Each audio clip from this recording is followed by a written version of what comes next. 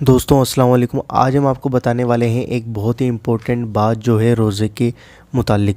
बहुत से लोग सोचते हैं कि सुरमा लगाने और तेल की मालिश करने, नाखून काटने, बाल काटने और इन सब चीज़ों से रोज़ा टूट जाता है। अगर भूल से कुछ खा पी लिया तो रोज़ा टूट जाता है। तो दोस्तों हम आपको इस वीडियो के अंदर इन सब चीज़ों के बारे में बताएंगे।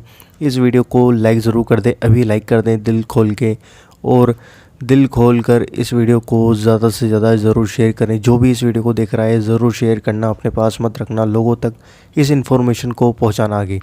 तो दोस्तों आइए जानते हैं, भूल कर खाया पिया की तो रोज़ा नहीं टूटा, मतलब रोज़ा नहीं टूटेगा।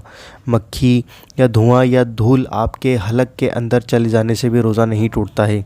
इसी तरह सूरमा या तेल लगाया या तेल या सूरमे का स्वाद हलक में मालूम होता है तो फिर भी रोज़ा नहीं टूटता है।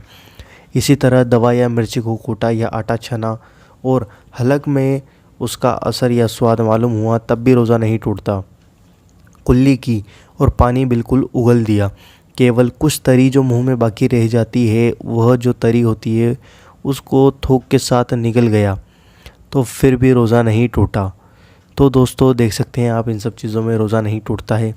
रोज़ेदार को गुस्ल करना या ठंडा पानी ठंडक के लिए सर पर डालना या गीला कपड़ा ओढ़ना या बार बार कुल्ली करना या मिसवाक करना या फिर सर व बदन पर तेल की मालिश करना या सूरमा लगाना या खुशबू सूंघना मकरूह नहीं है।